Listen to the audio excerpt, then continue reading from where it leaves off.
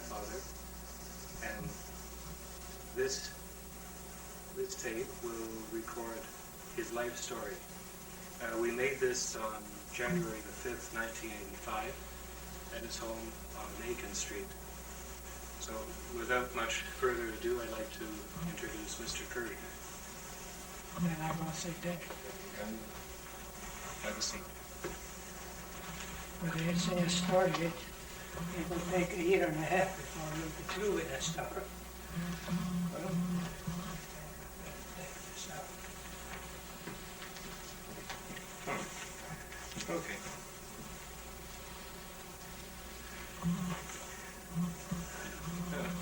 Do you mind if I call you Zadie? Why not? That's my name. That's your name. Can you tell me where you were born, Zadie? And when? Well, this is something that I would say I was born in Russia. It doesn't matter what town or city. It has nothing to do with whatever it is. Because I was in many places there if I start telling all the rest of it. I was born in Russia. Which part? Is that Estonia? Pardon? It's Norgele Gubernia. Gubernia is like Manitoba is a province. So there, Norgele is a Gubernia. And the name of the town, it's not a big town, it's a small place. And I don't remember the name of it, I think, how it was, but it doesn't really matter. Nobody knows, maybe by now they have different names and everything else. So this is how it comes. That's why I was going to start telling you about what is it, birth certificates are given them in that days. Why they didn't, because they didn't know any better in that days. But a lot of people had to go to the army, that definitely. The army had some way of knowing about you, don't know how. And they'll 2-3 years, see, you have to be 21 to go in the army there. So they, 17, 16, 18, whatever they decide, they send you a letter for you to come to be checked. And what they do, they have doctors there, and they check your height, and everything else, and your knowledge, and your looks, and they judge exactly what your age is. I had an uncle there, that he was 17, and they said he was 21, but he had actual 17. This is what I'm telling you about the army. And they said he was 21, so by the time he was 21, he was already, by the time he's 21, he's 21. And he was in the army for 3 years. That's right. He went there for 17 and 21. But when he come out of the army, actually years, he was only that time 21. So this is how much they know what they're doing anyway, regardless of their age and birthdays. Well, what date you usually Well, think I took my date the 17th of September. And the year? October, excuse me, 17th of October. And the year? The year 98. 1898. That's right. What was the closest city to where you were born?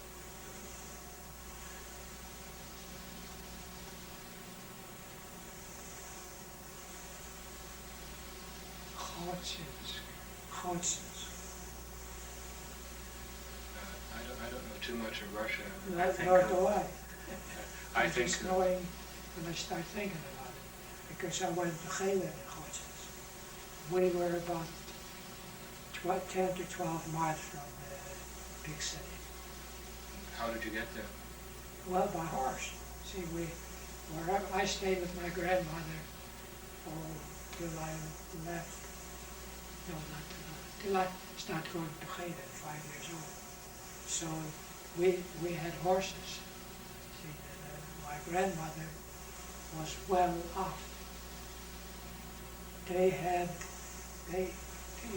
You couldn't buy land in Russia, but you're allowed to rent. lease rate, like we call it here. So they had, I think, 15 or 1,000 or 1,500 acres, which it's called the Sitini there. And they had it. They had a lot of people, maybe 25, 30 people working for them every year. And they had horses, and they had cattle. So since we're talking about me, so when I was born, my mother was sick, so she stayed in the hospital for 3 months. But my grandmother took me away in their house, and she has, from her health, she wanted to help, looked after me, and in them days you were brought up a mill, so they allowed, she had a lot of cattle, so she didn't allow the milk I should have from all the cattle. But a certain one she picked, and this was my cattle, that one that was looking after me, fed me on that milk. That's how much I know that. Not that I remember, but I stayed with my mother, as I say, with my grandmother, till I was 5 years old. Where was your mother and father? Where were they? This is what I'm trying to tell you. My father was the first son in my grandmother's family. My grandmother had 3 boys and 4 good girls. The oldest one was my father. My father was married, as you can see, because I was born. And he was in the same business, but for himself in another place, maybe 5 or 10 miles away from where this land was or something. And this 1,000 or 1,500 acres had all kinds of wheat and rye and barley and corn, and then maybe 5 or 10 acres of orchard, apples and pears and plums and cherries, all kinds of things. And also had a little house on this particular, where the orchard was, because they had a watchman. When the orchard was ripe with apples and everything else, so kids used to come and break it or steal it. So they had a watchman to watch, so I know when I grew up a bit, I used to play in that little house. That's all I know. But that's just the part that I'm just telling you, the beginning of the story about my life, which there's lots of more to go on after.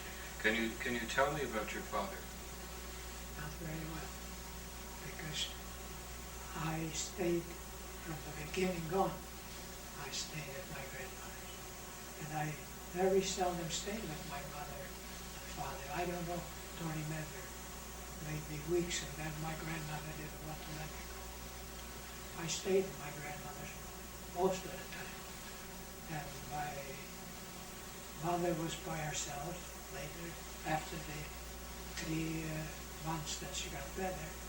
So they worked together till I was 5 years old.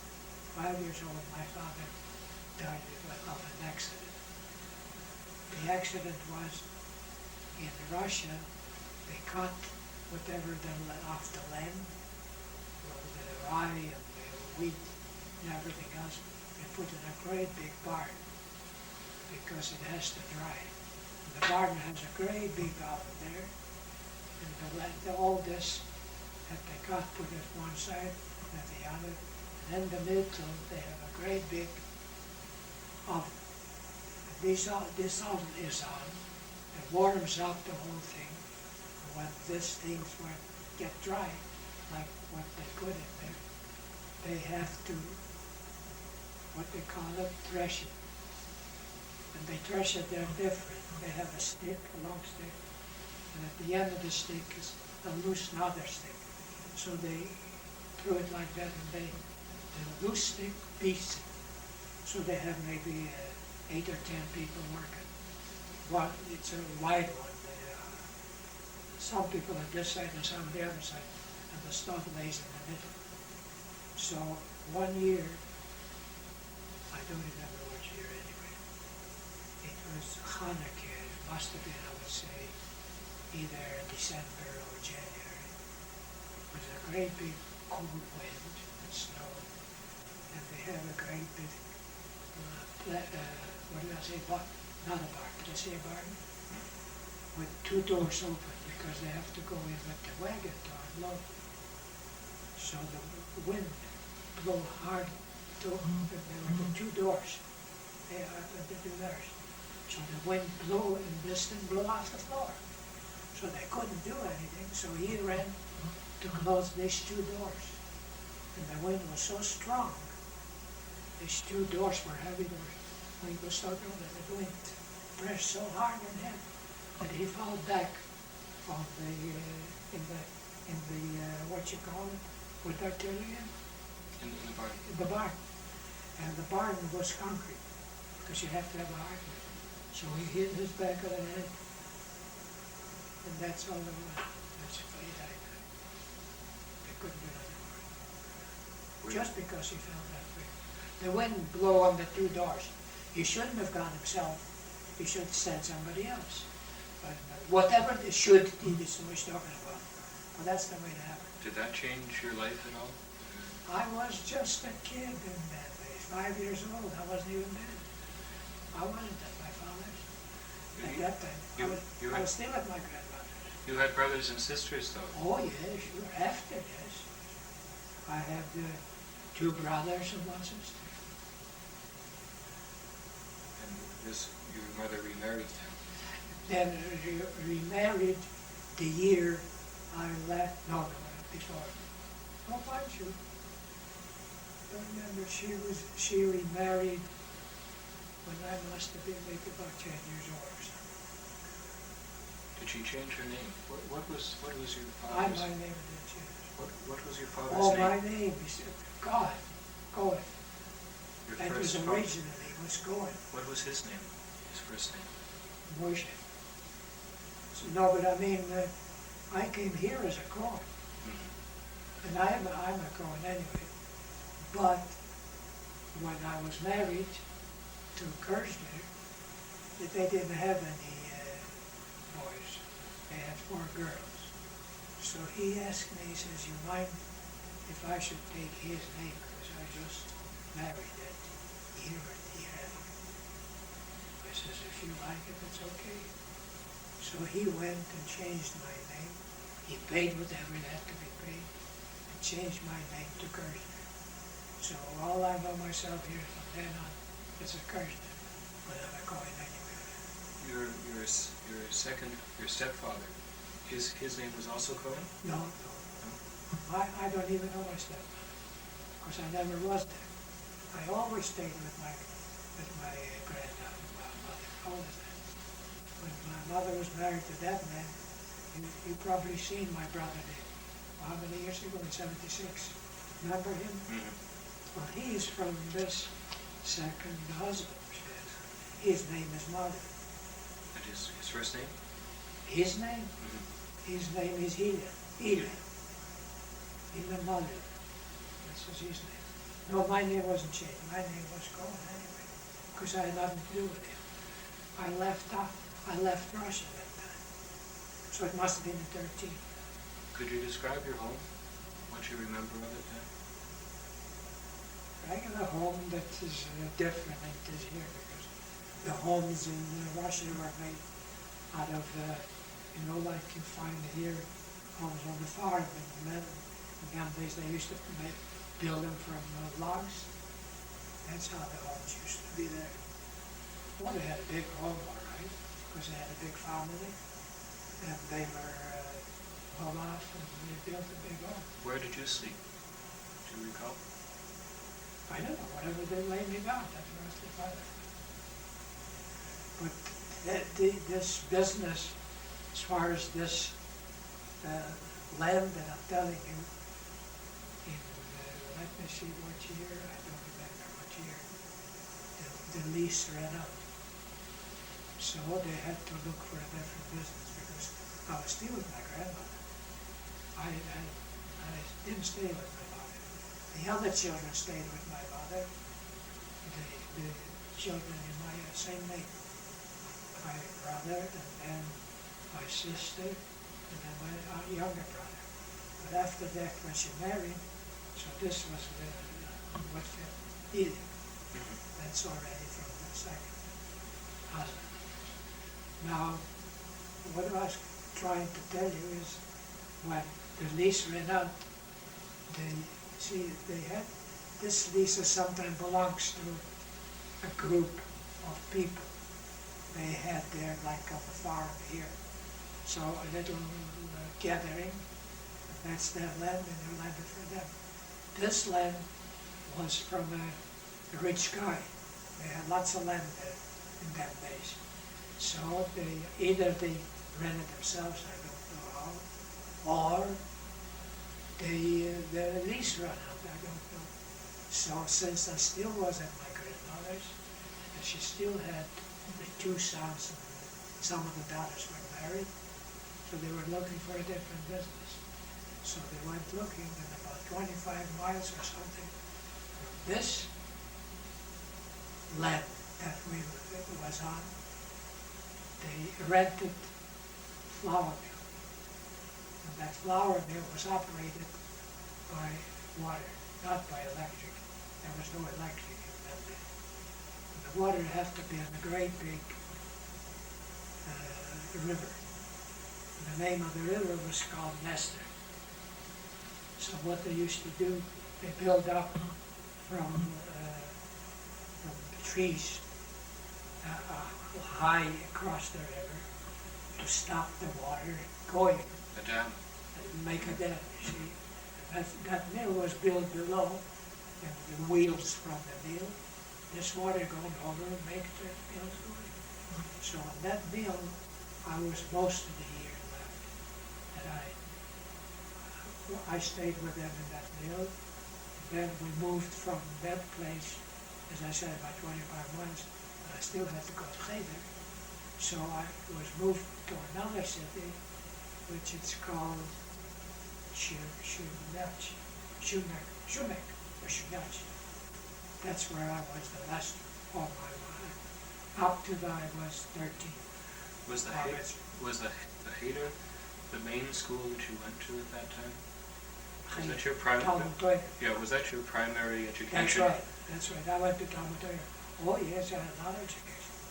Boy, in there I was well educated by the time I got here.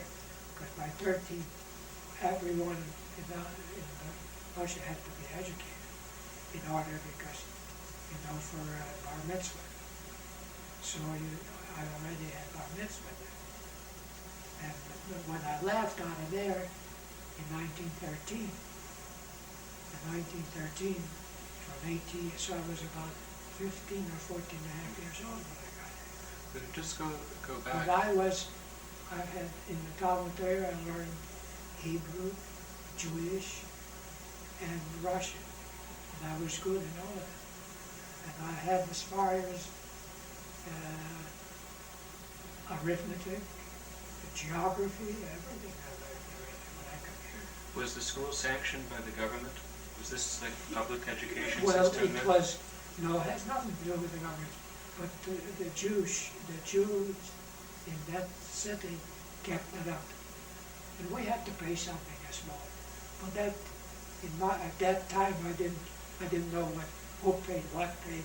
I don't know, couldn't tell you how it was. But I wasn't the only one. It was a little town, city of it. Shignatz was a little city.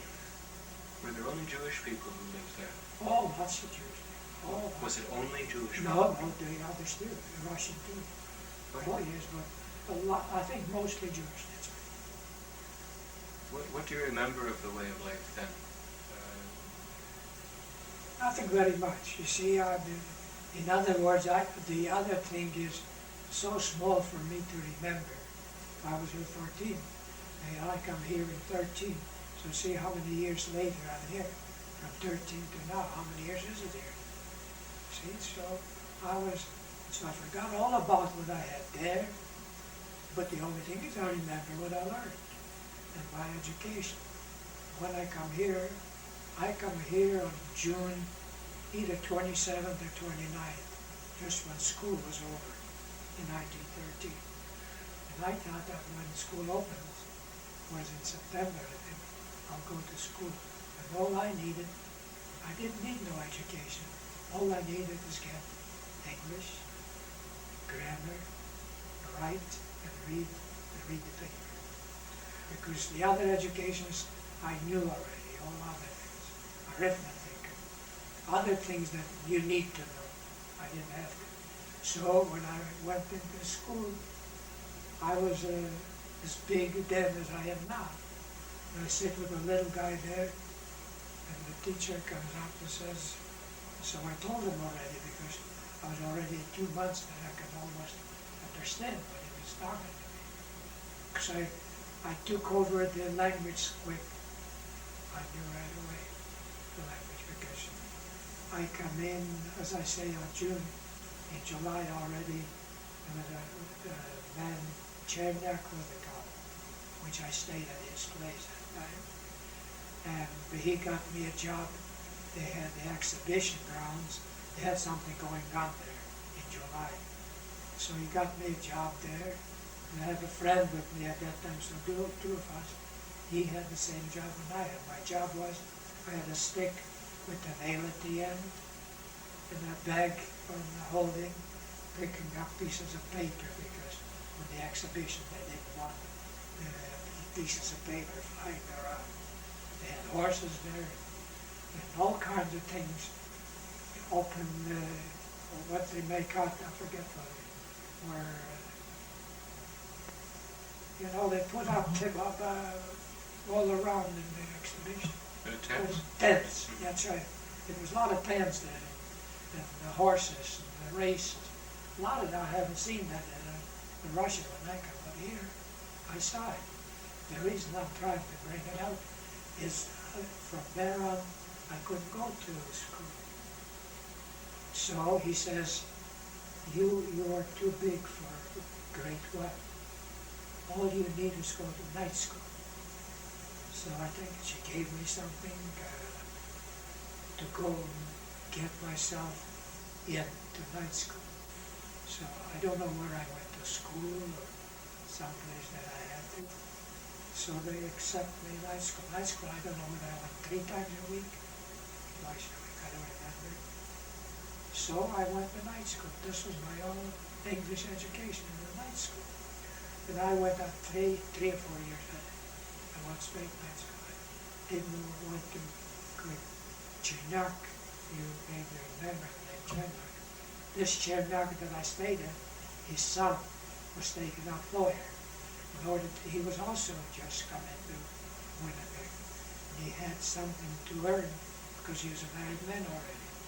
So he was my teacher.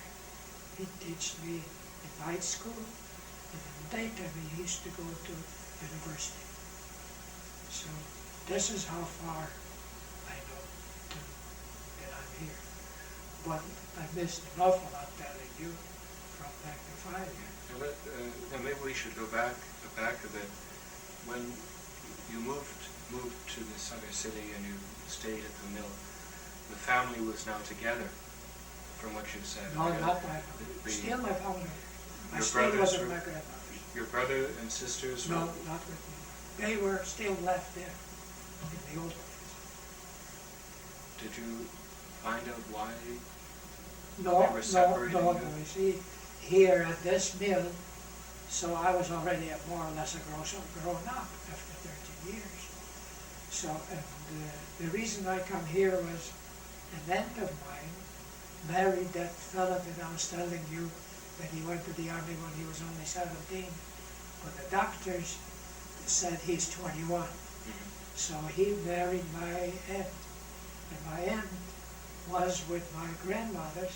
And when I went to Cheder, she was in the city because the city was 10, 12 miles.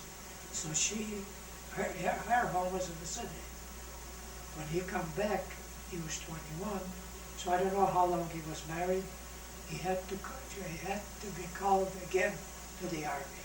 I don't know for how long. Either 1 month or 3 months. I don't know how much. So he decided he wouldn't go to the army again, wasting time. So he decided he'll sell the business, and he and his wife will come to Canada in Canada we had a friend, they call himself Sunken.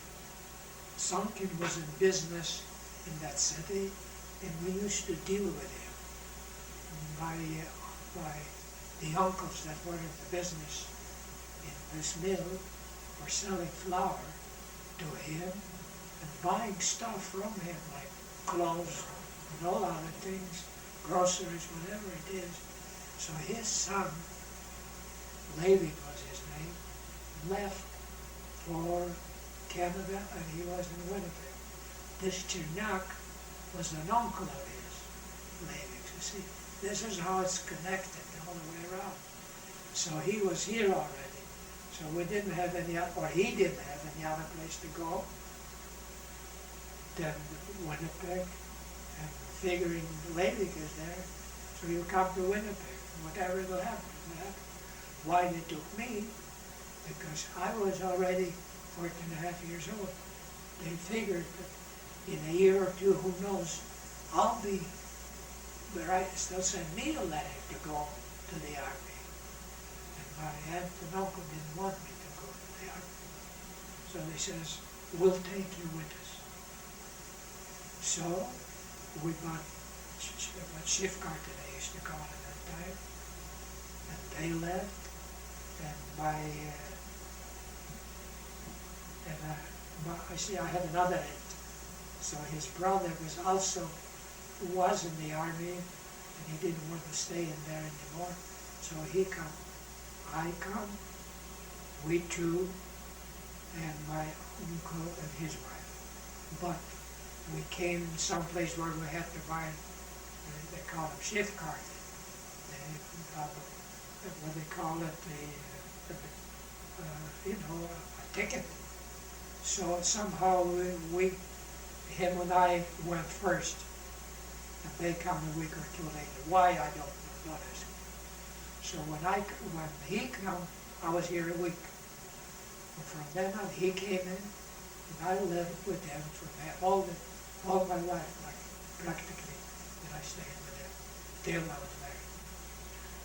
And where was this that you came to? Came to here, Winnipeg. You came here directly? Oh, he came to Winnipeg. I came to Winnipeg, was in the 291 Dufferin Avenue where I stayed for a little while. And then they moved, Chernak moved, and my aunt and uncle moved across the street, 288 Dufferin Avenue. And I stayed at the 288 Dufferin Avenue till 1918, I think. What are your recollections of your arrival, or of the, let's say, of the trip over from Russia? Quite a bit. I was very seasick because from where we left to Lima or something, him and I left. I was very seasick. And I got into England. I don't know, London, I think I have no idea where I went. Anyway, I had to stay there, I think, a week or so in England. And from England, I had to go also in a small boat.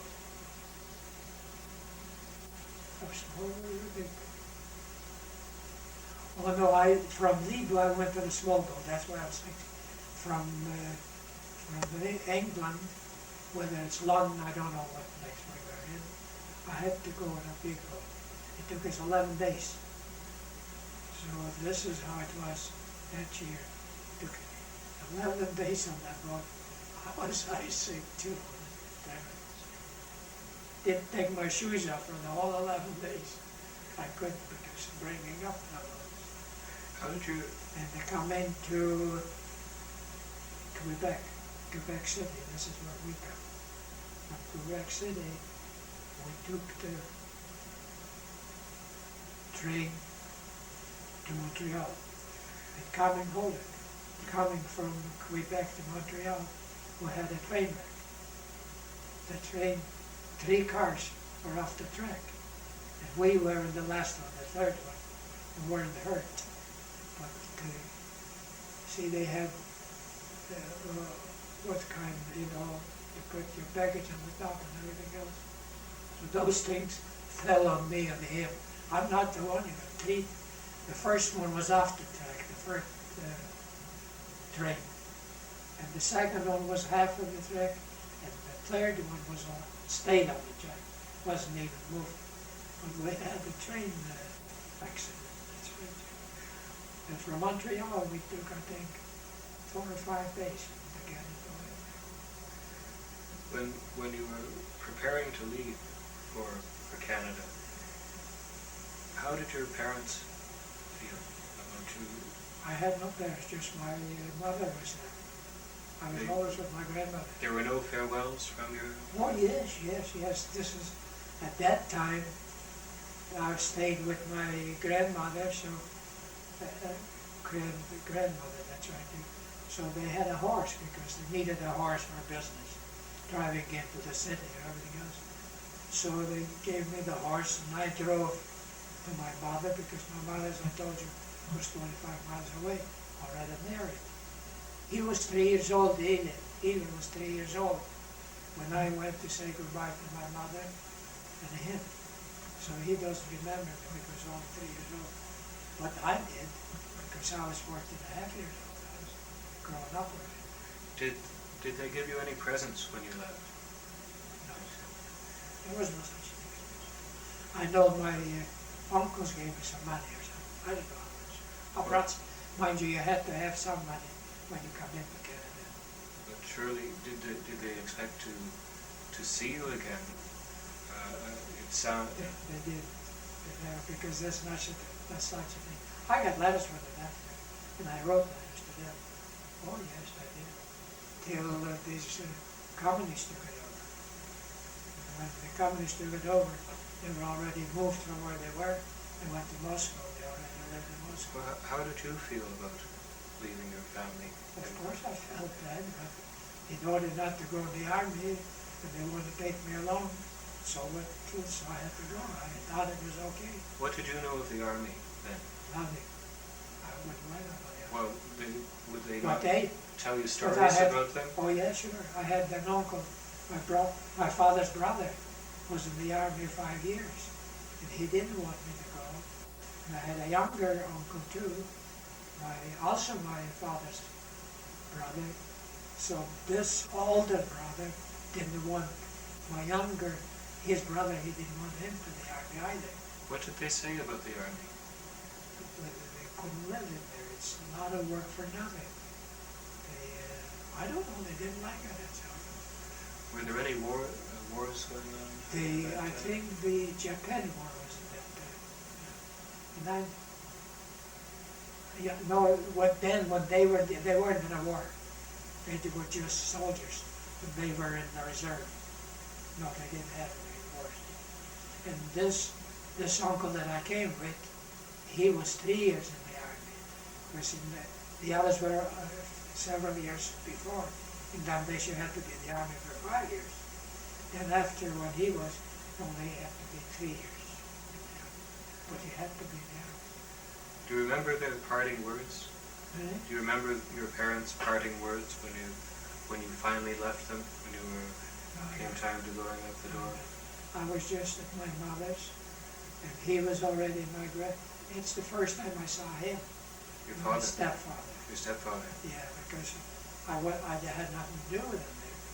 I lived there with my uncles and my grandmother.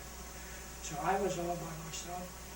Belonged to this part, to my father's part. Do you have any resentment for your not living with your parents then? Didn't bother me at all, because I was, you see, the way I was, they didn't know what to do with me. The reason of that is, first of all, I was the first grandson with my grandmothers, because my father was the first son, and I was the first grandson. And they had these uncles and aunts. They didn't know what to do with me. They spoiled me. And I didn't know, to me, it was always good to me. As a young kid, if he has everything and they look after you and everything else. So we didn't know the difference. What happened when you had birthdays? Did you receive No presents such, from? no such. You We didn't know the birthdays. You didn't celebrate No, birthdays then? celebrate birthdays, no. They don't know those things. Did you have any celebrations No, annually? No, not it. All we know is going to Cheder, and then in holidays, they used to come home, because 10, 12 months, from the Sedri, the uncle used to come and take me home for whatever, Pesach, whatever other holiday, or Shona, whatever it is. So I come there and stay, I don't know, a day or two, or a week, I don't know how long. And then after, take me back to Cheder.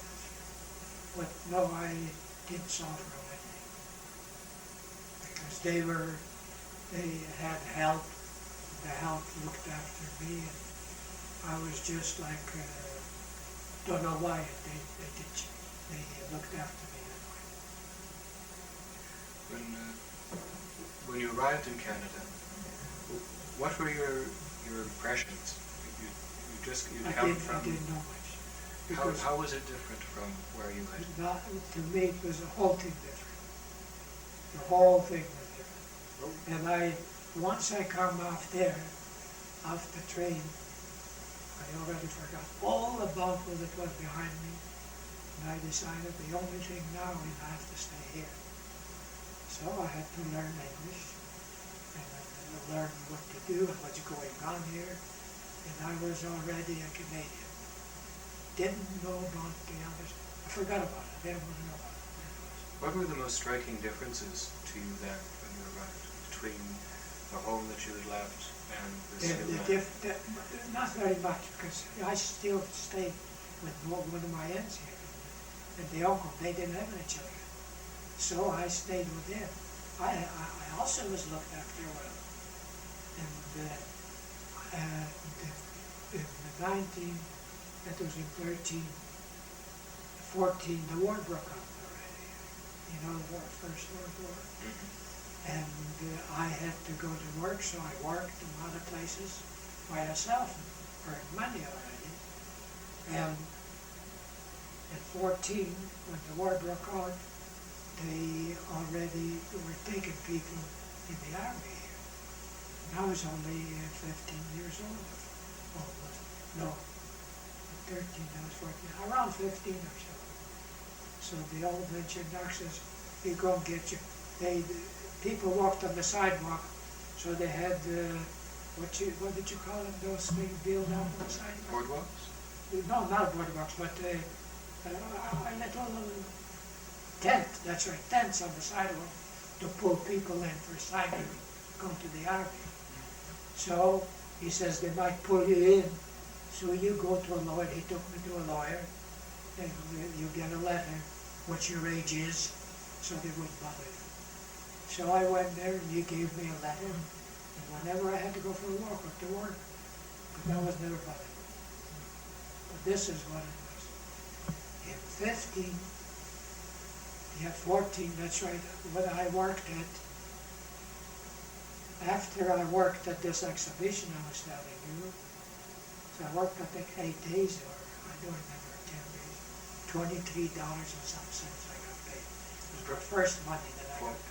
For what For the period? time that I worked there. Which was I don't know. Total 23. 23, that's right. But I don't remember whether it's 10 days or 2 weeks, I don't remember.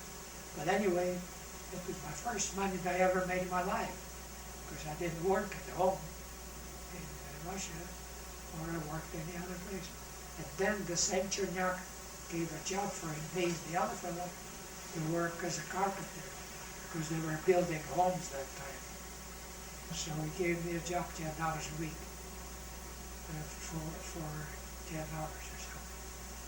So that summer, I worked $10 a week up to October, I think it is. Because in October it was already cold. They couldn't work on houses. So I got myself another job. I went working for it was the Waitman brothers, but this is a different Waitman for himself. He had he used to buy junk. He had junk. In them days, junk was a big business.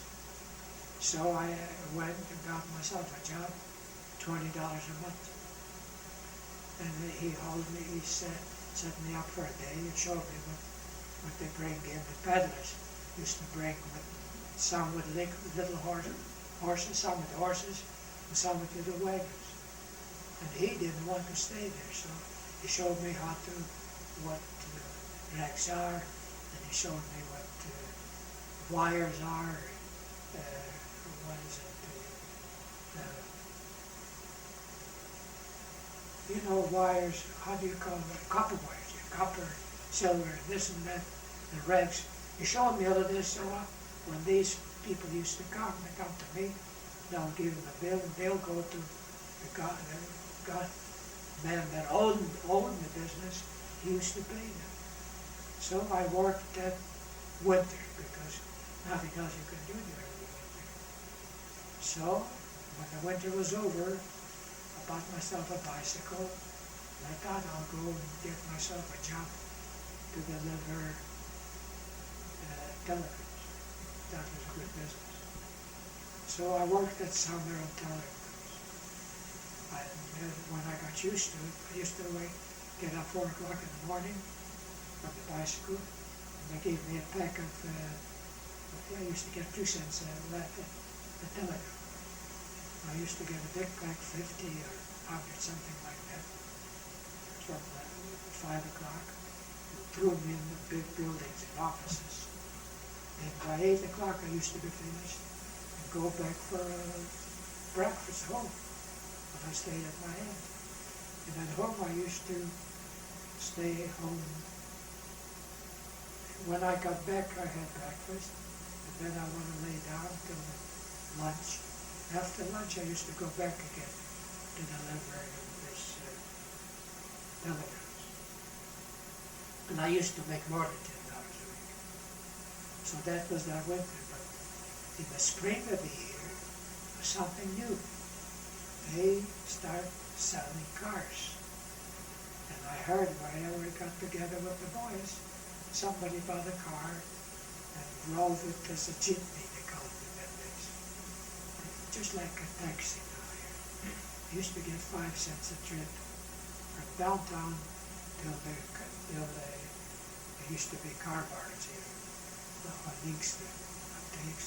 From Portage of Maine to Inkster, I used to get 5 cents. So I got myself to buy a car. So I come back to Checkmark, and I told him, I said, I'd like to buy a car.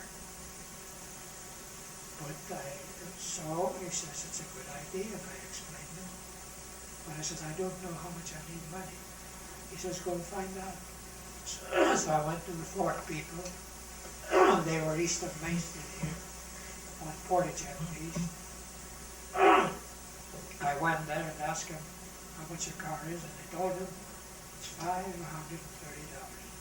4-door car with a regular car, smaller of course. What was the brand? Eh? What brand? Who made the car? Ford. Ford's car. It's a Ford. It was a Ford. So I come back and I says, it's $530, but I only have $150 that time already saved up. My friend that was with me doing the carpenter work, he had $150. So I says, you know what? Will you go partners with me? He says, yes.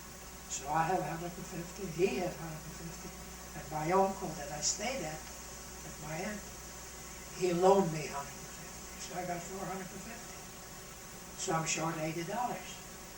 So this Chernak had a son of him. His name was Frumkin. He was in the grocery business. And during the summer in 1914, I worked for him. He had a horse, and they used to deliver orders. People used to come, and I served them. So I come to him. So I says, will you sign a note for me for $80? For 3 months I'll pay you 3 months. He says, sure. So $450 between ourselves, and the 80, which was $530. So on April the 7th, they had my car ready for me to pick up.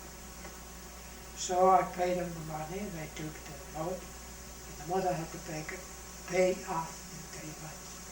but I didn't take that long. So they gave me a driver to learn me how to drive, and I paid the driver $10 a week. So the day was, what did I say, April the 7th, that's right, that's from a Monday if I'm not mistaken. And he showed me how around, so he was driving, and I was sitting in the front. In the back, people used to come in, pile themselves, there were 4 or 5 in there, and even somebody on my left, 5 or 6 that we used to carry from Port Germain to them. It was an old days, for 5 cents, up to Inkster. And when I come to Inkster, people were coming back to Port Germain. So these unloaded, now they're loaded down. So I was working like this all day, and he stayed. There was Monday and Tuesday. 2 days I already know how to drive the car, and I knew what to do. So I says, you know what? You can stay home, and I'll do it myself. So I drove, and I says, I'll pay you anyway, because I took you for a week. So I drove on my own already. I didn't need this place, because this place cost me money. I couldn't put somebody else in there. So I worked Wednesday, Thursday, Friday, Saturday. I drove Sunday too. Next week I saw my other partner. This way it was. I drove in the daytime. He used to go with him at night, yeah, that's right. So we didn't let him go. He stayed with him at night. The night wasn't all night, but I think up to 8, 9 or 10 o'clock in the evening he used to go. So I was already driving on my own. I didn't need him. And he still didn't drive the car. So I went away a week, 2 weeks, we still paid him $10 a week. So I says, Louis, how come? Why don't you cost us money? We have to pay him. He says, I can't do it. He didn't have the nerve to start driving. So it went away like this 2 weeks. So I came again to that uncle of mine, we call him Uncle, in Chicago, and I told him a story. I says, I've been driving, within 2 days, I took it over. But Louis, he can't do it. So I gave him an extra week after, and still he can't do it. Well, a business, you can't run a business like that. So I says, what do you want to do? Well, I says, let me suggest what I'm going to do. Let Lou take it over, because we had money in it, you see, $150. Either he pays me the $150, because we already, 2-3 weeks, so we already had money in there, in the bank or whatever. Or I'll give him $150, just whatever he likes to do. So it was arranged. He says, all right. That was over a weekend. And I asked my uncle, and the uncle says, it's a good idea. Louis, see what you can do. So after he had to come over the weekend to tell me what to do, he says, no, I should give him the $150. He can't undertake to drive it. So I gave him the $150, and I was left with the car myself. And I had that car for all summer driving. About the middle of the summer, I decided to buy another car and put a driver on it. You must have been making Good money. Good money. What were you making a week? $100 a week. Oh yes, a lot of money. Because I think the first month I pay off for the car, not for the car, excuse me. That note, I need to pay the 3 months. I paid him for the first month already. So I was clear. It was good business, of course. Was that your profit, 100 or? $100 a week. And your expenses were covered on? Expenses is little. There was no expenses, I think. The license was on it. All I need to put is gasoline. Gasoline was 17.5 cents a gallon. Not a liter, a gallon. So I had a fellow there that I helped with buy gasoline. Gasoline was price. So anyway, after I drove, I don't know how many months, I decided it's a good business. So I'll get myself a driver, and I'll buy myself a car because I already had money. So I went to Ford again, And I says, I want to buy a car. So they didn't have cars on hand. You have to wait like nowadays you have to wait. So I says, all right, I'll give you a deposit. So I give him $50 a deposit. And when the car comes, they will let me know, phone me or write me a letter. In the meantime, that Louis that we come to from home, Sunken, he was a tinsmith, and he stayed with other people. And he learned how to drive the car because they had a car already too. So I come to him and said, Louis, you know what? I put in a deposit on the car, and I want you to be a partner. We'll be half and half. You'll drive whenever you'll drive, and I'll drive whenever I drive. Mine is mine, but yours will be yours and mine. So he says, very good. So at that time, I went to give it a deposit. So when the car came in, they phoned me up or sent me a letter and says, your car is here. So I says, Louis, let's go and get the car. He says, no, I'm not going. The reason of that is, with the people that he stayed, their name was Keats.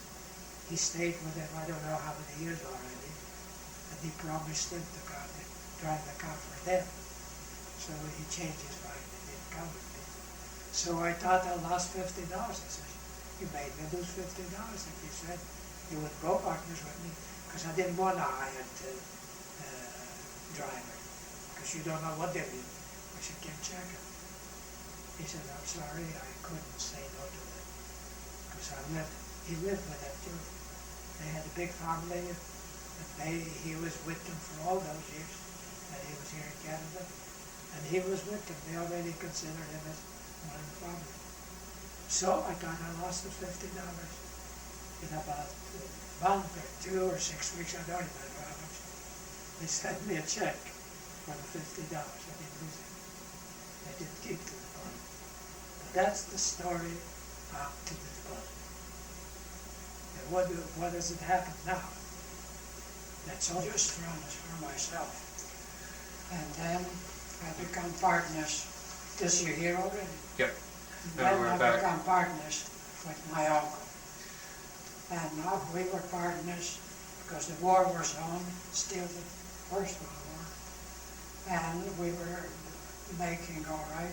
The building wasn't ours. We rented the building from another, the one that owned the building.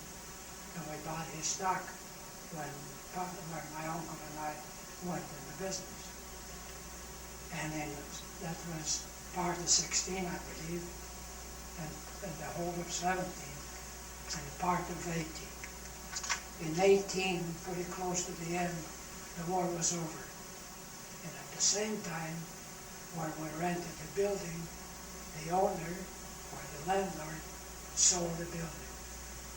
And the one, he was a milkman, so this guy sold his milk business and took over the store and the stock from us. He rented from them. So we had to move out of that building. So my uncle decided rather to move out someplace else for us to look something else. So they decided, uncle and them decided to go to California, to Los Angeles.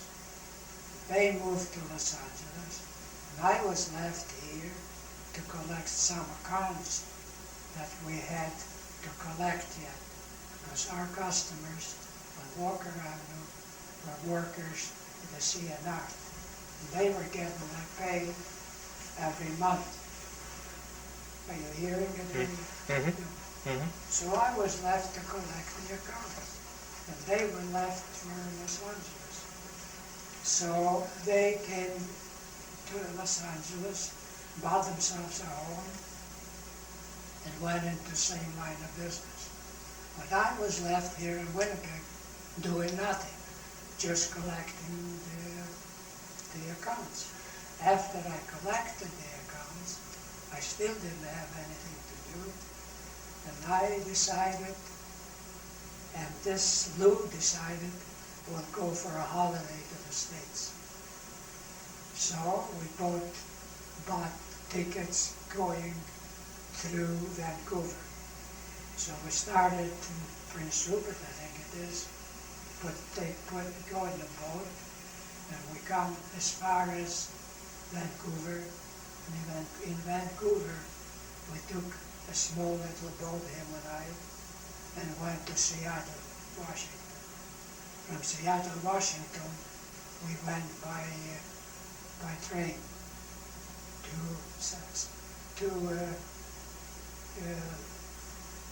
what is it? There was, I forget the name of the states. On this side of San Francisco, Portugal.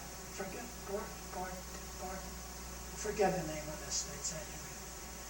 So we come there and we crossed to San Francisco. And from San Francisco, we took a train and left to Los Angeles. When we come to Los Angeles, so we stayed at my uncle's for a while, and we looked around what to do, and I was looking for a business to buy. Somebody suggested manufacturing shirt business. So him and I went to look, that's Lloyd and I, and when I come I found out it wasn't manufacturing business, but it was a shirt repair business, fixing the collars, fixing this. So they wanted, I don't know how much money they wanted, that it was no money, nothing to pay for. You gotta be a repairman. So we gave it up, and I didn't look for any more business because I didn't like the ideas, the way business were running in Los Angeles. And my uncle was still running his grocery business, but we went there, I don't know, for about a week or so, and he didn't need me in the business for that time. So I and Louis decided to go back home because I couldn't get used to the business there, and he didn't need me as a partner at the time. So we went back home, and I come home to Winnipeg. When I got home to Winnipeg, I had to get a place where to live. Lou went back to the people that he was living before, to the Cages. And I went to live with the Rossovs. The Rossovs and the Cases were relatives. So I think the Mrs. Rossov and the Mrs. Gates, I think, were brother or sister or something. Anyway, they were relatives. So Louis got me with the Rossovs to live, and I stayed with Rossovs. But business I didn't have yet. So I looked around, and I found myself a business in the wooden lamp, what is it? The guy that, the word I forget, what is it? The guy that makes with, I forget the name, but he was an expert. I'll show you the lamp, maybe you'll be able to tell me what I mean. Just take out this. Wood turning? Wood turning, yeah. And my partner, his name, I forget his name. He was a wood turner. And his business was that he used to make wooden lamps, floor lamps in that days. So he needed somebody to sell the lamps, get an orders, and he'd make the lamps. And I, in the meantime, we become partners. All I needed, I think, was to put in $1,500. So I gave him $1,500, and we went in that line of business. And he made me a few samples of lamps, and I went around the city to Wilson's, to Heaton's, to Hudson Bay, to other manufacturers, not manufacturers,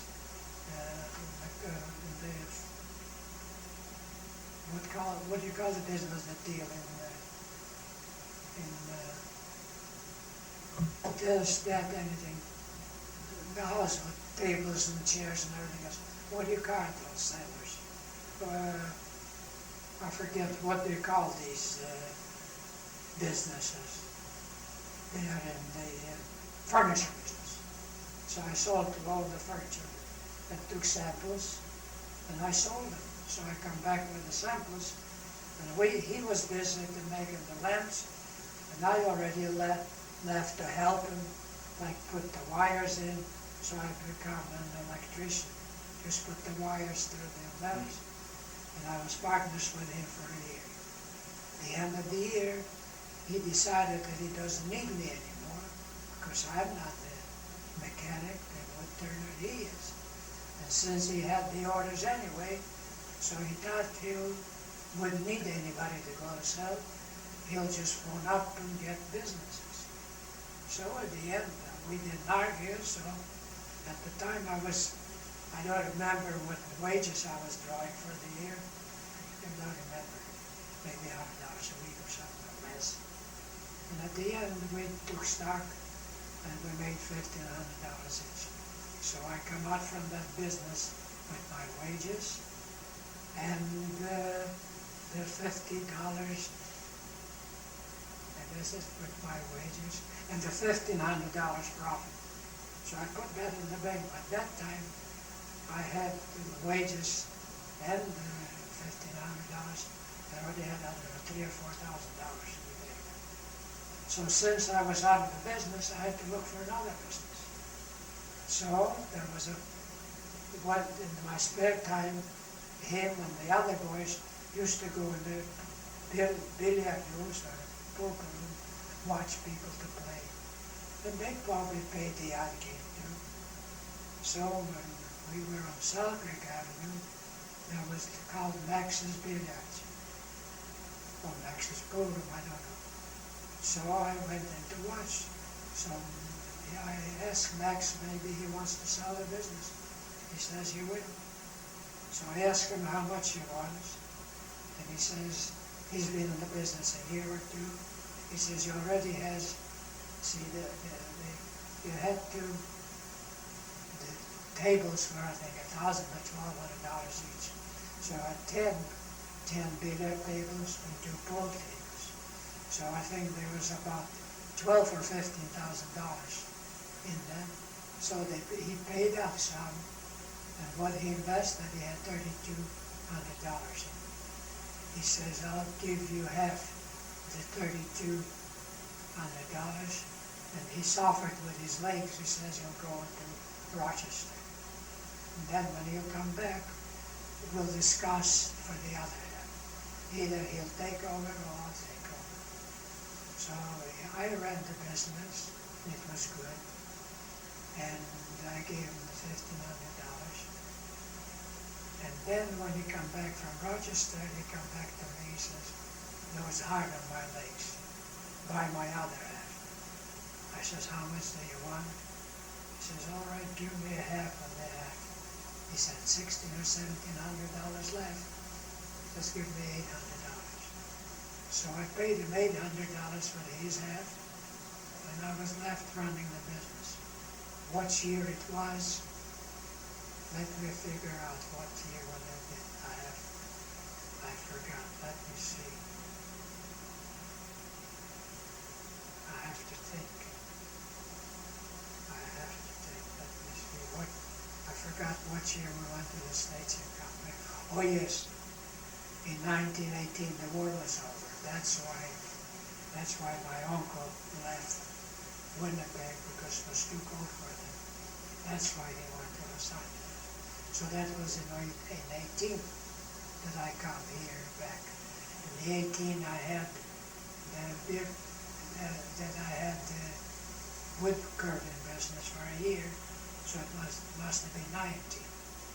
So in 20 I took over the beer parlor. After I took over the beer parlor, I had a very good business, because I had the best customers were those that went to high school, mostly high school. You had to be 18, and some were university. So some of them were going first year doctor, and some were taken up as for running drugstores and those sort of things. And they all used to meet after school at my place, and I had a busy place. But a year later, the States left open the borders. You could just, whoever one could go to the States. So instead of going to school, we all left for the States. So these guys that had the first year doctor and other professions that they had left Canada and went to the States. So my place was empty because I didn't have the 18-year-olds to come get together, and I didn't have those that used to come. So I had no business at that time. So my business was good. And that was already in the 20s. So I did the best thing I could. And in 21, I think it is, I decided maybe I should see if I can sell the business. So when the business were good, I had a neighbor on Southwick Avenue, where I had my beer parlor. He had a small little parlor, billiard room. He come and offered me, because he knew my business was so good, he offered me $7,500. So I had profit to sell it, but I says, I'll be crazy to sell to you. I'll make it a living, at least $100 a week. And if I go out of there, I'll have to go look for another. So why should I? I'll stay, I wouldn't sell it. So after they wouldn't sell to me, my business went kaput, like no business.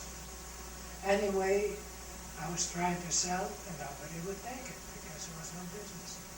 So I went to the owner where I rented the business because it wasn't my block. It was Gordon, he was an electrician. He was the owner, or his father-in-law, whoever it was. And I said, why don't you buy it? I'll let you have it, just pay me the difference.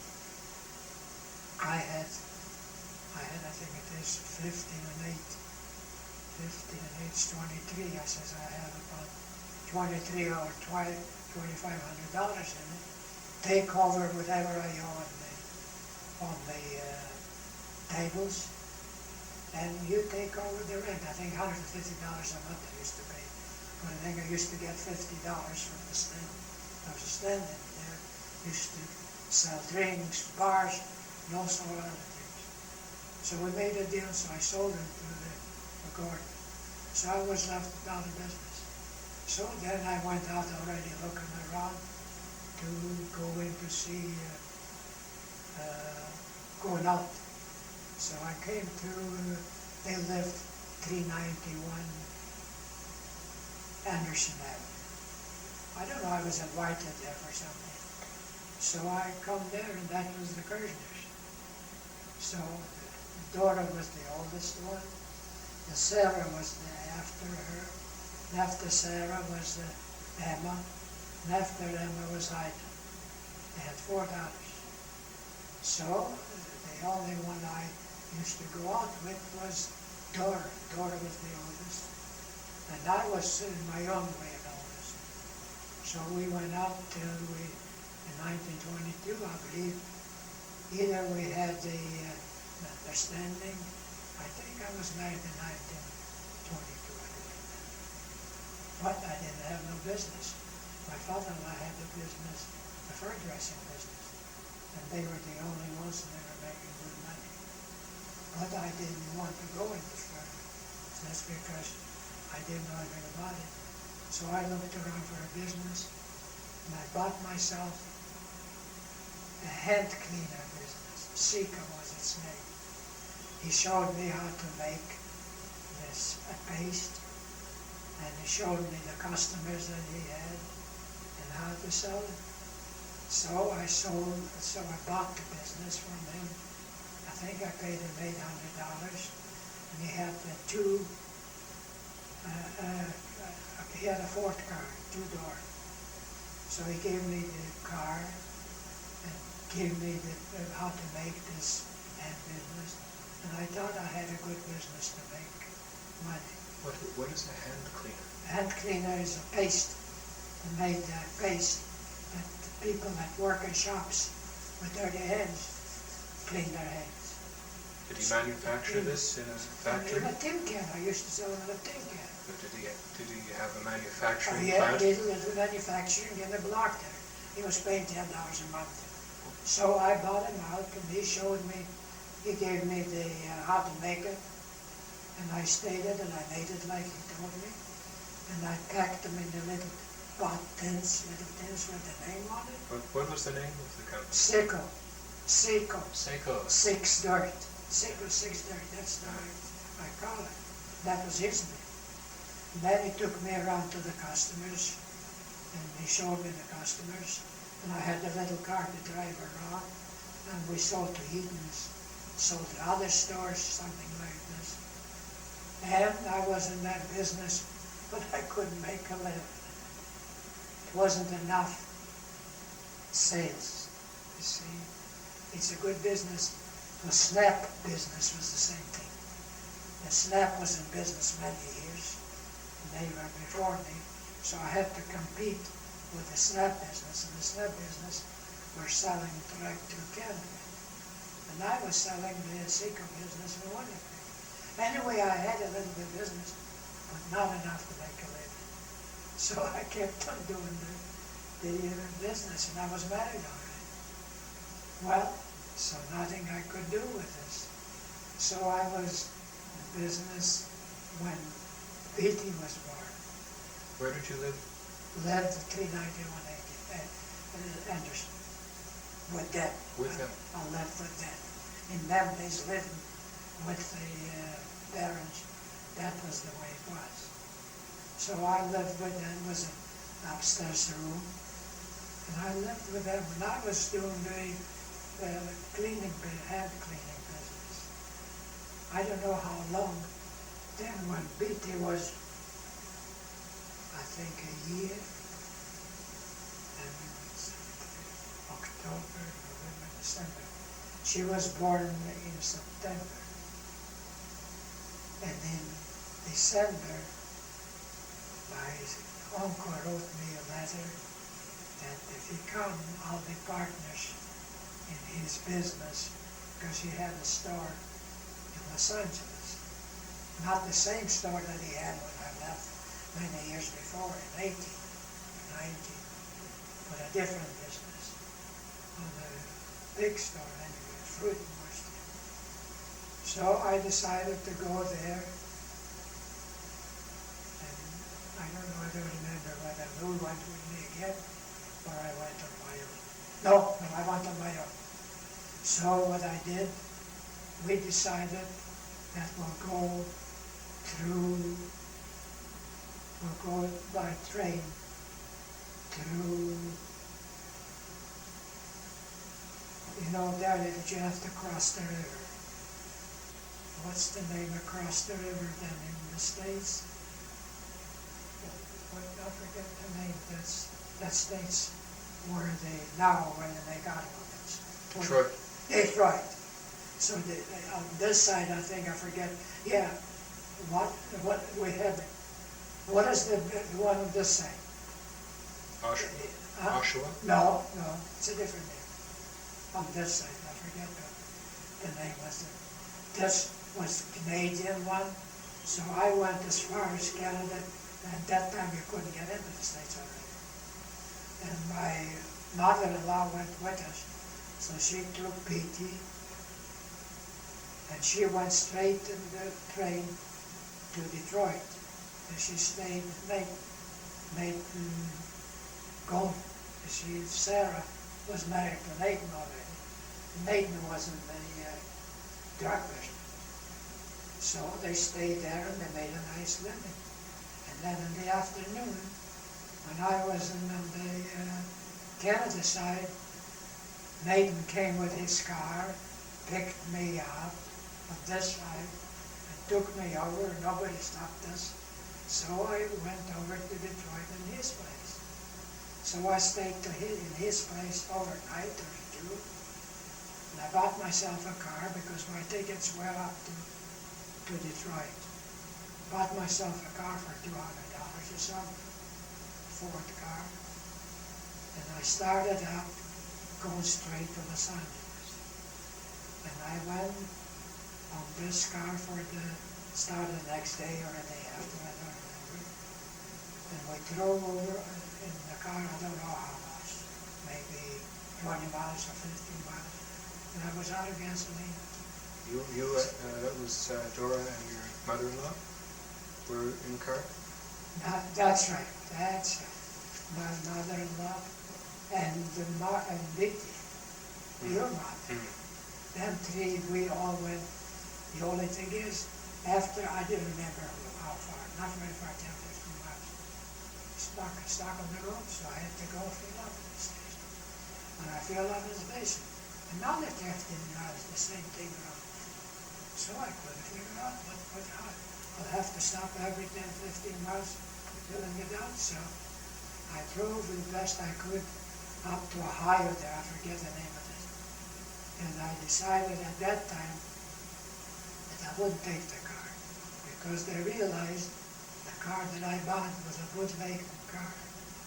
And half of the tank of the gasoline was whoever bootleg used to have whatever spirit or whatever it is taken over, and that for them it was all right, but for me it's no good. So I put that car on the train, send it back to Detroit, and ask Nathan to sell the car wherever he gets. And I took the train in that place there in Ohio, and went back by train to Chicago.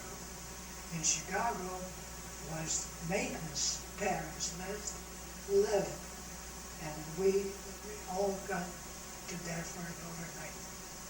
So we stayed in Chicago overnight, and that was in December, a week or so before Christmas. So I think we stayed a day or two, and we took the train from Chicago straight to Los Angeles. So while going, on the bus to the train, we had an accident. Taxi had an accident. And BT was hit over here with his accident. We had to stop at a drugstore. They stitched it up or something. It was just the night that I had to go. I was very, very excited because she was hurt. But we couldn't back out. So we went on the train, and all the way to the train we got to Los Angeles. In Los Angeles we went back to my uncle's home because he had already a room in there, a bedroom for me, and we all stayed with my uncle.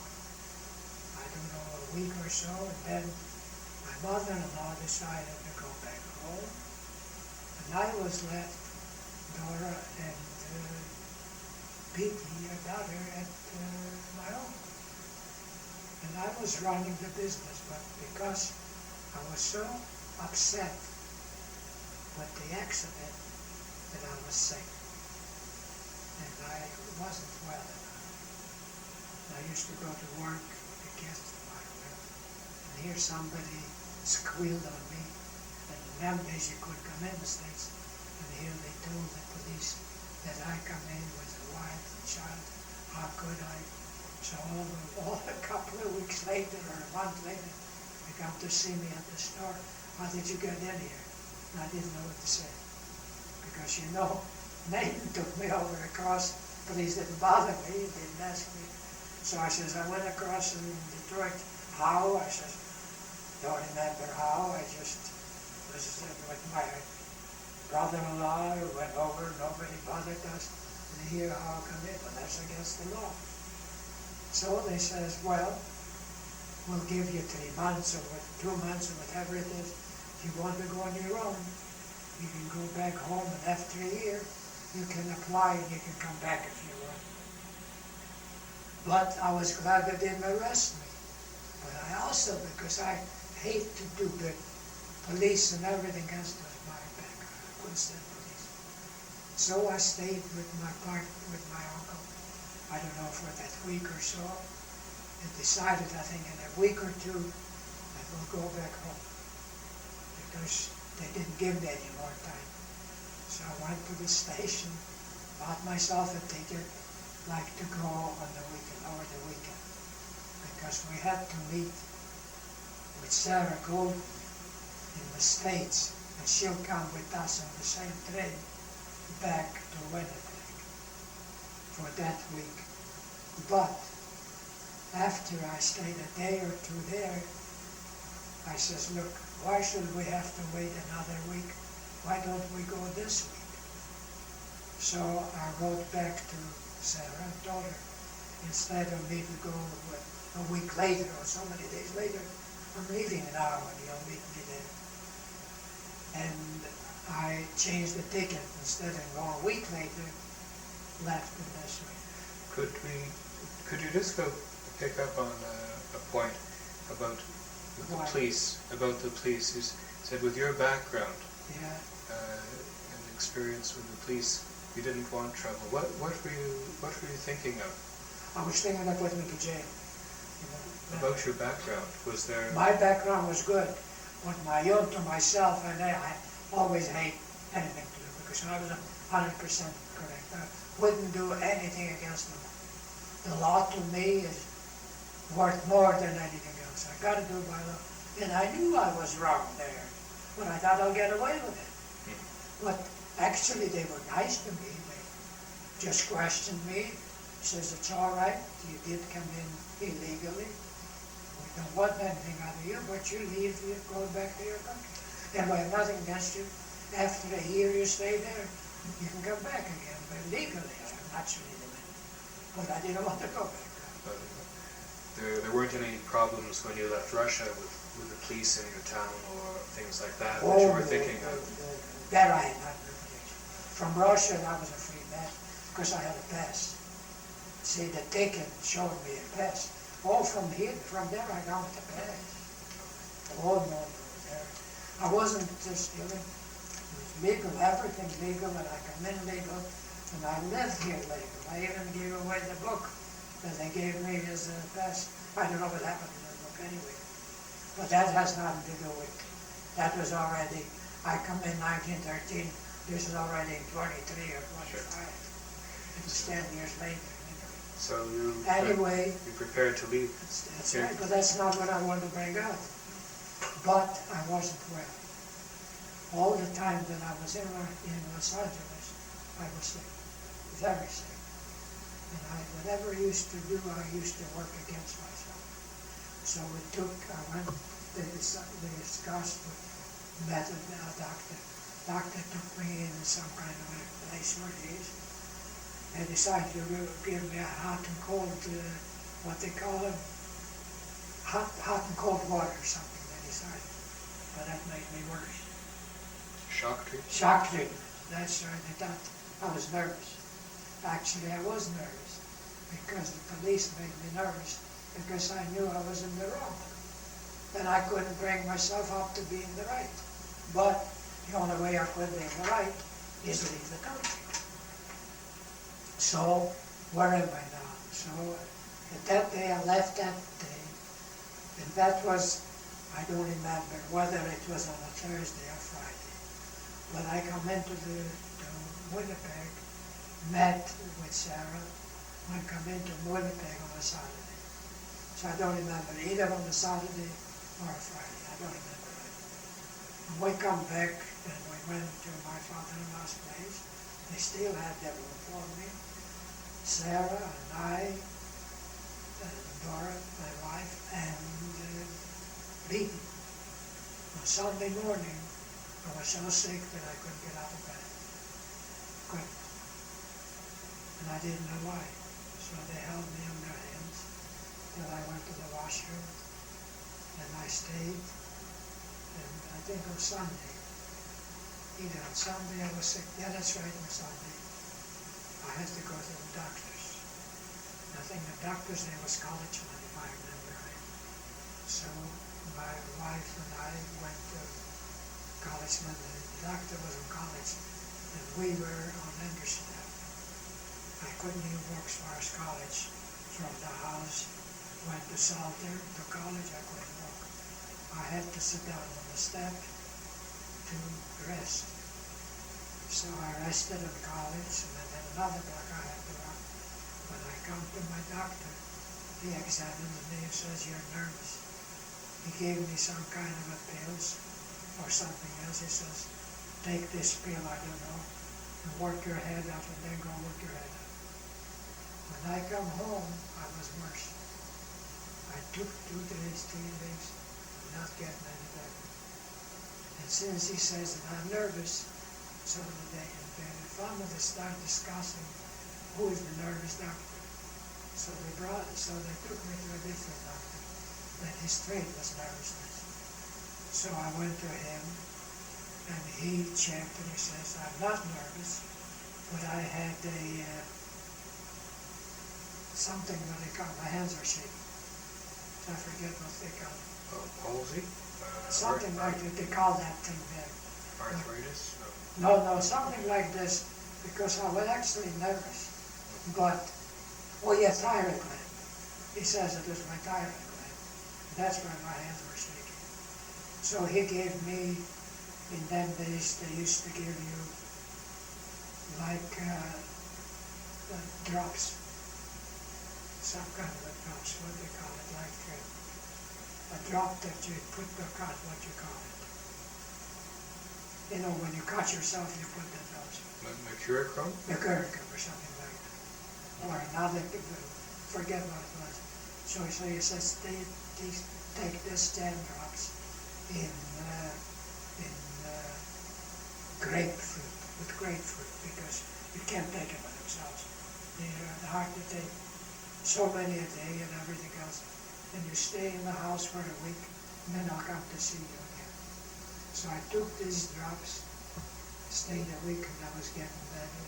Gradually, I stayed better and better. Within a month, I was a little better. So he told me already to get up and go for a walk. When I went for a walk, I thought that I was always better already, too good. So that was in the summertime, at that time when I got back. So we had a car, so they decided to go to the beach because we had a bungalow at the beach. So I should drive the car to the beach. By the time I come to the beach, I was back sick again, which I had no business driving the car. When we come back to the States, back to home, so I drove the car, and Sarah went to the train to go back to Chicago, that's the way, because she was with us there too. And they took me back to the doctor again. And the doctor told me, you better go to back now, not a week, but you stay 30 days in bed, not even go out to the washroom till I did it. And I stayed in bed for a month or so, strict, just like he said, and I was getting better. And I think 6 weeks or 4 weeks, I was getting better. Since I was better, I started working at my father-in-law's in his business there for dressing, but I was still not well. So they decided when I get real well, I'll have to have an operation on the thyroid gland, because I'm not getting better with the drops already. So I don't remember how many months, maybe 3 months or 6 months, that I was a little bit, I wasn't even well enough to give me the operation. So I forget the name of the doctors, he specialized in thyroid gland. You'll see a mark over here that they operated. So they gave me an operation on the thyroid gland, and after, I don't remember, 3 weeks or 6 weeks, I went already in another business. I bought myself a business, a store in the country. And this store, I didn't want to work for my father-in-law.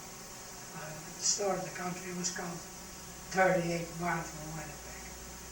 I bought the store with a special track on it by itself, and a great big warehouse with stuff in there, flour and other things in it. Paid, I don't remember, $1,800 for all together, $1,500. You say a track? A special track, they call it my own track. See, because the CN railway was going by me. Oh, that kind. I had a home right by the track. So my own track and the land, this home, was half the land of the CN, belonged to this man here, the one I bought. And he bought it from the people that lived around there, were farmers. And I had the store. It was, I think, 5 or 6 miles from Lebo or something. Lebo was already in it. What did Dora think of this move? She didn't have to say anything. I didn't ask no questions anyway. She didn't like to, but she moved. So a little time we were together, and I was doing business, and then I went to the business. Business was good with me, because the people around there used to bring their cream in cans, and the train used to stop 2 or 3 times a week. I don't remember how many times. And they used to pick up the cans and give them checks to the people, to the farmers. The farmers used to come in and buy stuff in my store. So I was the store in that business. And my wife was there with Beatty. Then I was at 27. That was at 27 already. That's right too. Because my daughter. What's my daughter's name? The other, Marcia. Marcia was already a year old or something. Don't remember how old she was. She was walking around already. So she was there, and Didi was there. They had no place to play. So they had to go across the track to my neighbor, the farmer. And they had a stove going, because in them days they didn't have no furnaces. A great big, the heaters they used to call them. So they played there, and they fell on the heater. They burned themselves, and I got scared. So when the train came along, so I sent my wife and the children home to the city to check up with the doctor and the got them burned. So I was left alone. So I wasn't very happy to stay there alone. And sure as they wouldn't give me. And I have the same kind of a stove where I was. But business were good anyway. And I was left there to do business. And they were in the city because I didn't want them to come again. After a little while, there were a lot of peddlers used to come around and peddle there. These peddlers were just coming from Russia. So one man, Peach was his name, he asked me if I wanted to sell the business. I said, I don't want to sell the business because the business is good, but I have my children and my wife in the city, and I can't keep them here because, first of all, it was very dangerous. They wouldn't give me insurance, and I didn't want her to play with the stove around, both children. So I says, if we agree, I'll sell the business. He says, how much are you doing? He says, you'll see how much I'm doing when the train stops for that, I don't know, 2 times a week, Thursday, Friday, whatever day. Watch what I'm doing. So he stayed with me for that day, and he saw how much business I'm doing. He says, how much you want? And I don't remember what I don't do. I says, I don't remember what I paid, because I don't know whether I paid $815, I don't remember. I says, I want $2,000 or something for it. He was glad to give it to me because he was pleased with the business I was doing. So I sold him the business. So I would come on back to the city with nothing to go into the store. But when I come out of the store, I had $2,000 profit or something. And then when I had the profit, I didn't want to go in any other business at the time. So I went to work for my father-in-law. And then I worked with my father-in-law till he was till 1950, I think. What was his business called? Fur dressing house. There were 3 partners. The name of it? Their name was Bliss, Kirshner, and Co.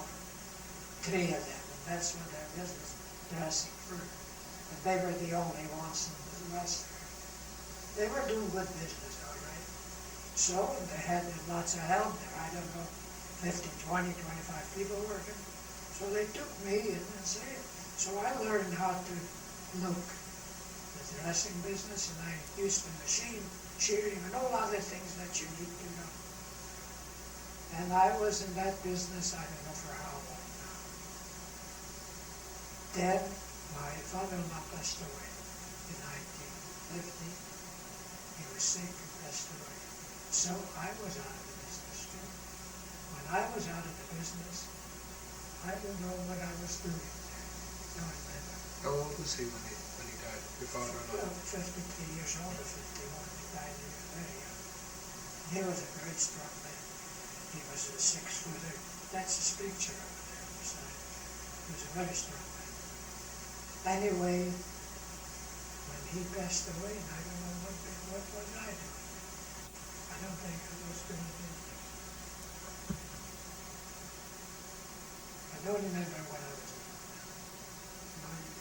The only thing is that somebody else, the boys that were working at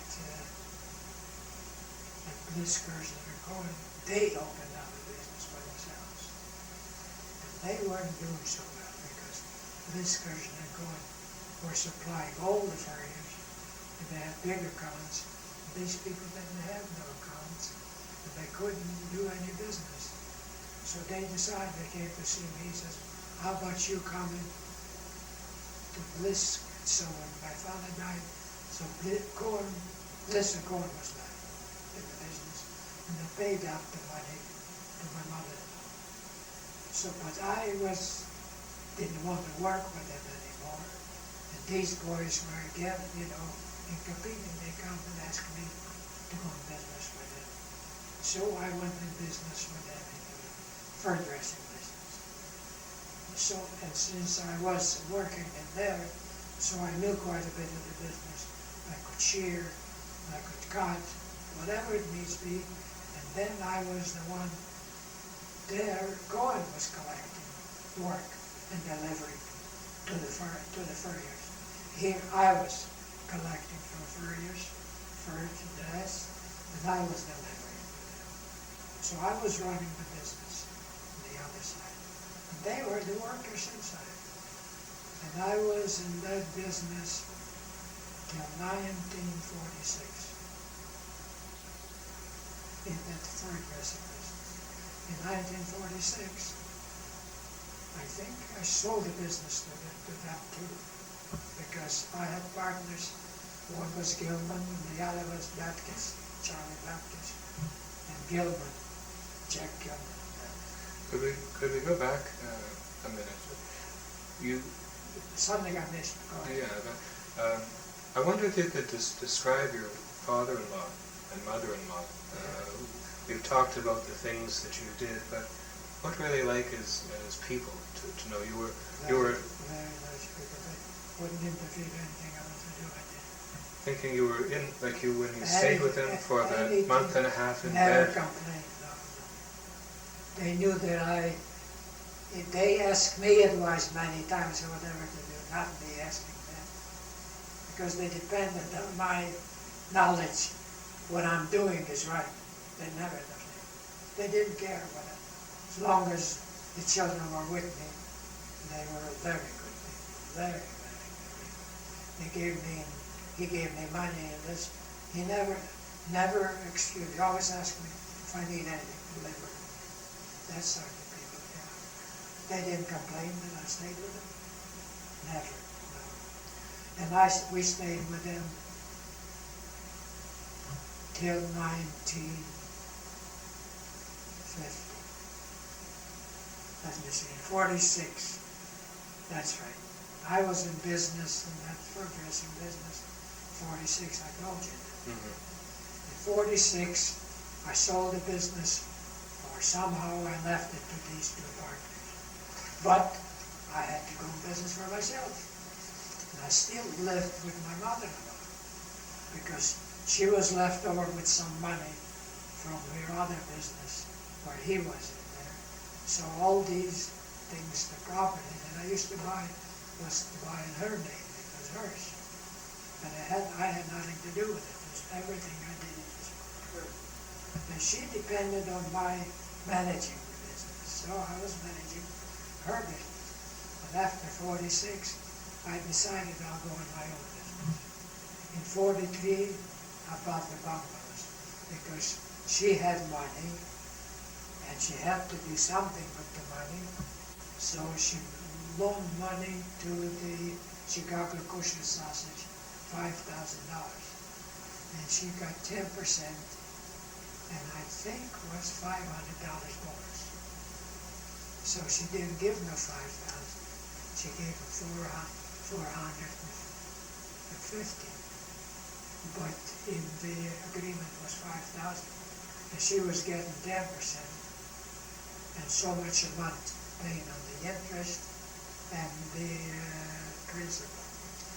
So she was left with the 5 bungalows. I think I told you about the bungalows. But could you tell us again which bungalows those were? No, I don't know the name. There was 2 bungalows, as I said. A Selkirk Avenue. Mm-hmm. No, in London. Excuse me. 2 bungalows on London and 3 bungalows on Clifton Street. And these $5,000 were covered as a second mortgage on these 5 bungalows, all the $5,000. And they had the first mortgage on it. What did I say? The name of the man that we gave was his name Silverman. This Silverman was the builder at that time. But after a while he passed away. They couldn't finish the building. And we couldn't get our money out because there was nobody in charge. Their children didn't believe that we gave them money with what we had. Went through the mortgage people and everything else. But anyway, nobody could pay it out because conditions weren't that good in '46. And so we had to wait. Up till then he was paying it back. But Mother had other money besides that she loaned this $5,000. Besides, we put $5,000 in the bungalow, $5,000 to the Chicago kosher sausage. And this Chicago kosher sausage had to take for 5 years. But I think in 5 years he was already okay. And he said to decide, why should he pay 10%? He'll pay out the $5,000 and didn't pay the 10% anymore. So I says, well, I'll take over the $5,000, the mother, and I'll buy myself the bungalows from these people, and I'll run the bungalows on my own name, and I'll pay the same that the Chicago kosher sausages. So that's why the bungalows become to me, and and I was paying monthly just like the others were paying. 150, I don't remember how much. I think I was paying $40 a month, whatever it is. And I was paying that for many years. Don't remember how many. And that was left that way. And in 1950, when Father passed away, I forgot to tell you that we had the home on Anderson Avenue. We had to sell that home. I lived in this building apartment at the time for my family, and Mother lived in the McRae apartment at that time when they sold the home on Anderson Avenue. But when Father died, we decided to live in one place. So this home we had to buy, because at that time, to us, was Mother's family. She had, I don't know, 2 daughters left. There was Sarah. Emma wasn't married, and Ida wasn't married. And I was the only one who wasn't married. So we lived all together, and we needed this room. So I had to move out from the building apartment here, and she moved out from the McRae apartment because the homes, they sold the home already there. I don't know how much they got for that home. So this home we bought from Mother's money for the $6,000. That was before '46, wasn't it? Wasn't that earlier than that? 50. No, 50. That was before.